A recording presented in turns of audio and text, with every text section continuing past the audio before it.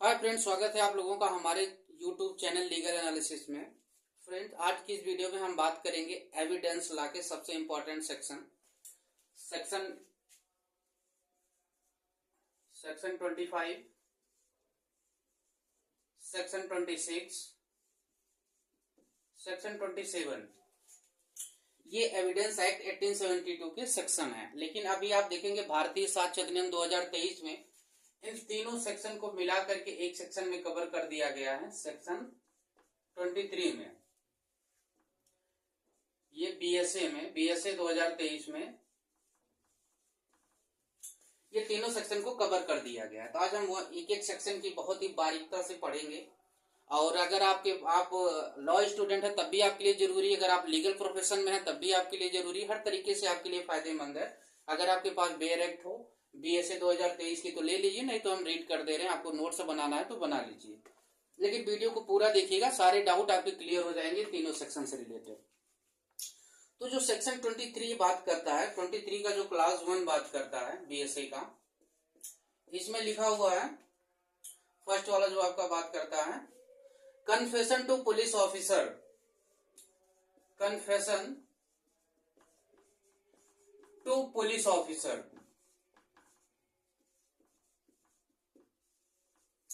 Confession to police officer, चलिए मैं read करता हूं। इसमें लिखा हुआ है, no confession made to police officer shall be proved as against a person accused of any offence.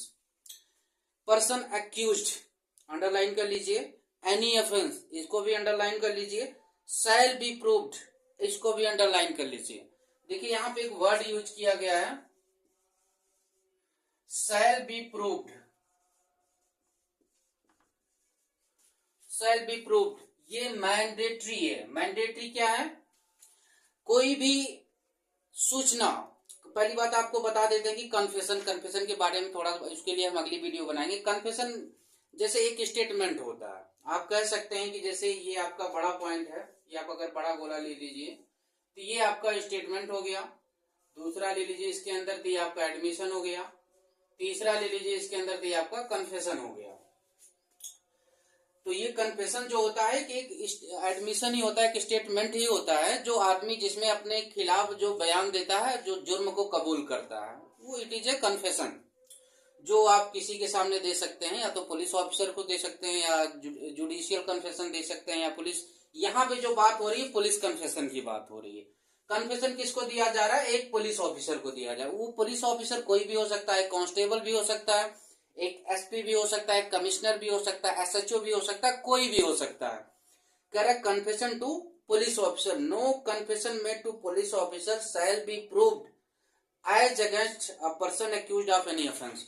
Any offence, एक वर्ड आपका शैल बी प्रूव्ड, दूसरा वर्ड आपका यहां पे इस्तेमाल किया गया है एक्यूज्ड पर्सन।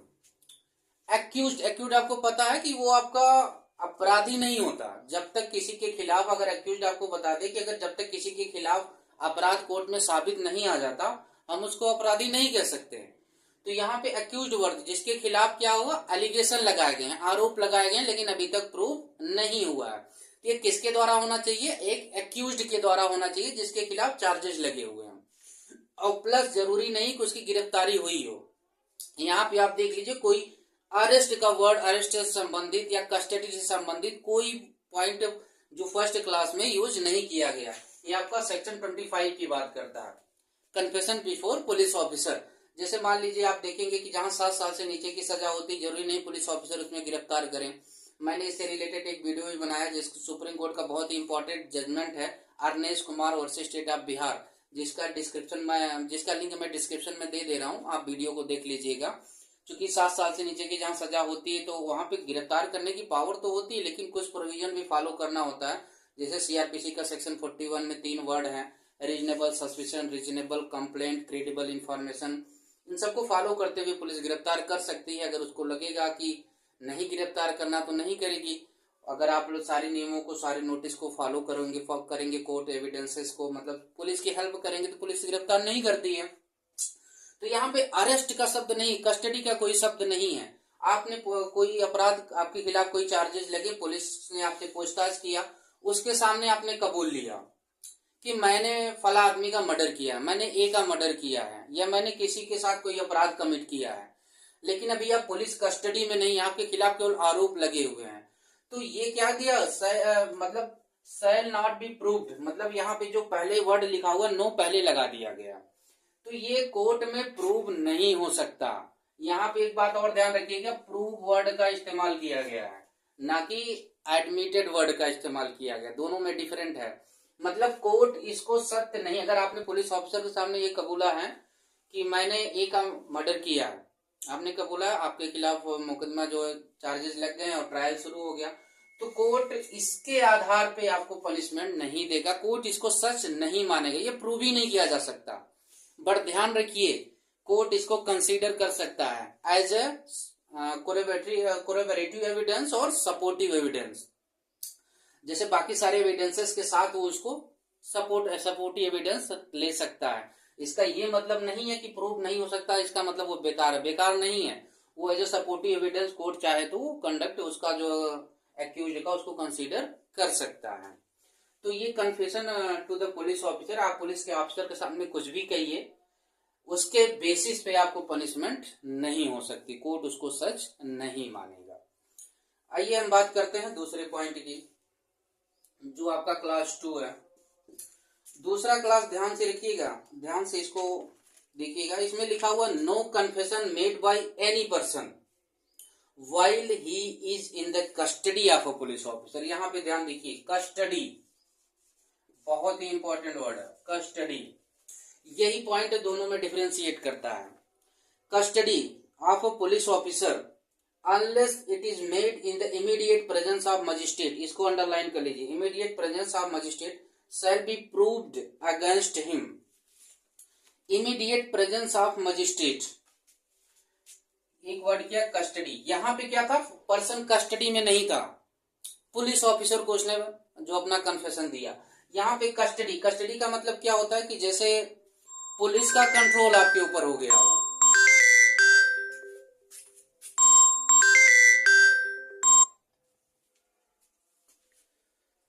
माफ करिएगा, जैसे मान लीजिए कि पुलिस का कंट्रोल आपके ऊपर हो गया हो, पुलिस ने क्या किया, जैसे कि आपकी जो लिबर्टी है वो हट गई हो, आप या तो पुलिस कस्टडी में या तो गिरफ्तार कर लिए गए, या आप अरेस्ट हो गए, मतलब आपके ऊपर पुलिस का कंट्रोल है, ये होती है कस्टडी। उस समय आपने किसी को कन्फेस किया, अब यहाँ पे जरूरी नहीं, यहाँ पे पुलिस ऑफिसर नहीं लगाया हो, ध्यान रखिएगा, यही डिफरेंस है इन दोनों में।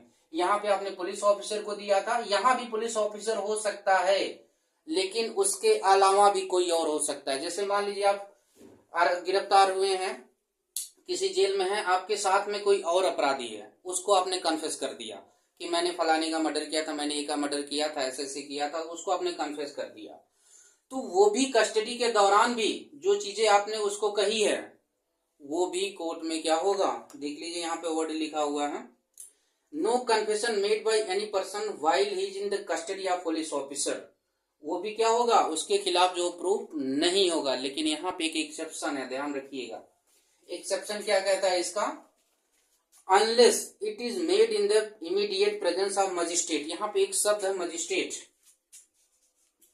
मजिस्ट्रेट, मजिस्ट्रेट बहुत ही देखिए, बहुत ही लोग कंफ्यूज रहते हैं यहाँ पे कौन से मजिस्ट्रेट की बात की जा रही है, जुडिशियल मजिस्ट्रेट, एग्जीक्यूटिव मजिस्ट्रेट। तो आपको बता दें यहाँ पे जो वर्ड है मजिस्ट्रेट, इसका मतलब है judicial magistrate, maximum first class ही रहते हैं, जुडिशियल मजिस्ट्रेट की बात हो रही है, एग्जीक्यूटिव मजिस्ट्रेट की बात नहीं हो रही।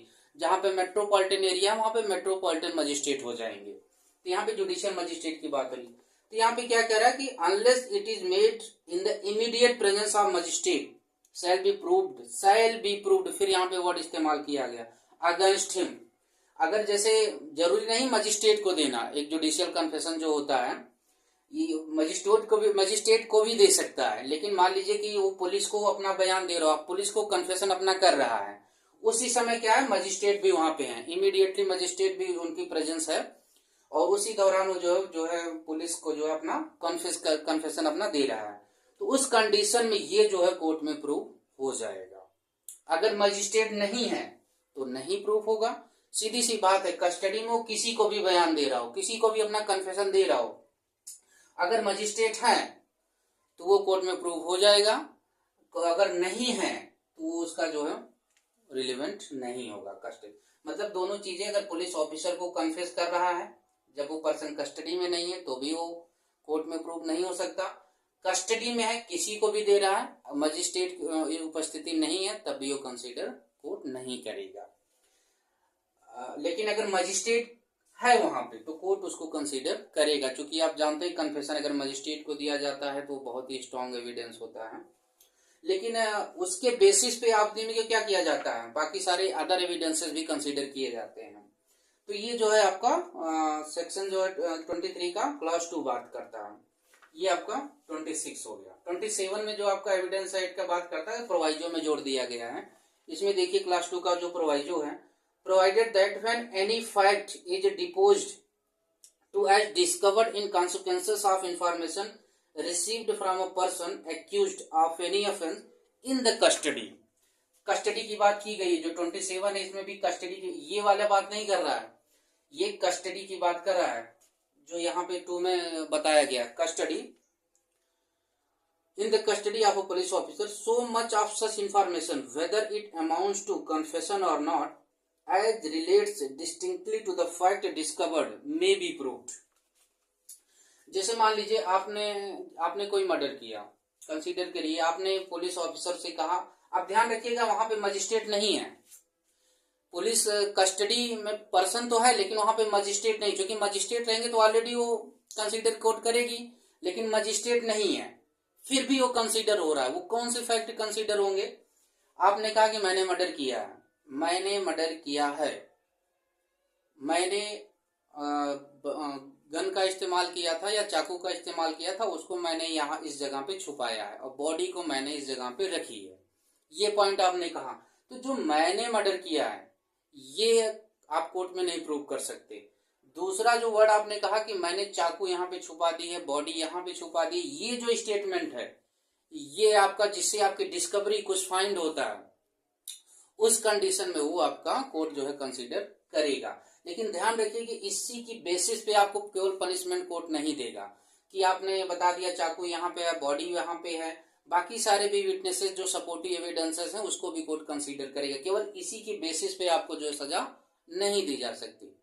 तो उसमें क्या होगा कि जैसे मान लीजिए आपने, चूंकि आपने बताया चाकू यहाँ पे है, बॉडी यहाँ पे है, तो जो पोस्टमार्टम रिपोर्ट आएगी उससे भी उसको मैच किया जाएगा कि जो आपने बताया क्या उसके फिंगरप्रिंट भी आप में है, जो चाकू पे जो ब्लड लगा हुआ वो उस व्यक्ति का है जिसकी लाश मिली है, या किसी और एविडेंस आई विटनेसेस हैं जिसने आपको देखा है। तो ओवरऑल सारे एविडेंसेस को कलेक्ट करके फिर कोर्ट आपको पनिशमेंट देगा। कहने का मतलब ये है कि जो प्रोवाइजो है, प्रोवाइजो में जो भी स्टेटमेंट आपने दिया डिस्कवरी से रिलेटेड वो सभी रिलेटेड हो जाएंगे।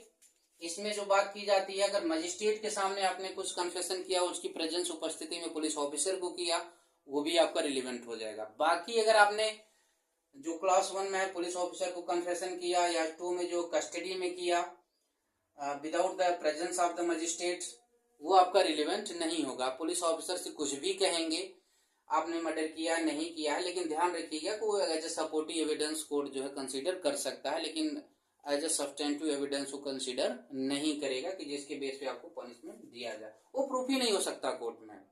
लेकिन यहाँ पे 2 एक्सेप्शन है, एक तो मजिस्ट्रेट की प्रेजेंस हो कस्टडी में तब वो कंसीडर कोर्ट करेगी, दूसरा जो भी आपने मजिस्ट्रेट वहां पे नहीं है लेकिन आपने जो है पुलिस ऑफिसर को जो भी बयान दिया उसमें उससे कुछ फाइंड मिली, कुछ वीपन्स वगैरह मिले जो उस अपराध की, मतलब ये जो आपने कन्फेशन किया उसी से रिलेटेड आपकी फाइंडिंग होनी चाहिए।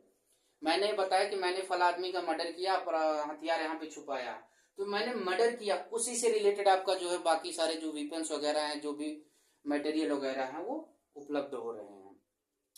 तो ये फ्रेंड्स रहा, आशा करता हूँ कि आपके सभी डाउट क्लियर हो गए होंगे। फिर भी अगर कोई डाउट आपका वीडियो से, इस सेक्शन से रिलेटेड आपका बचा हो तो आप हमें कमेंट करके बताइएगा, और हमारे वीडियो को लाइक करिए, सब्सक्राइब करिए, क्योंकि आपकी सपोर्ट की बहुत ज़रूरत है हमें अपने चैनल के ग्रोथ, हमारे चैनल के ग्रोथ के लिए। मिलते हैं फ्रेंड्स अगली वीडियो में, तब तक के लिए नमस्कार।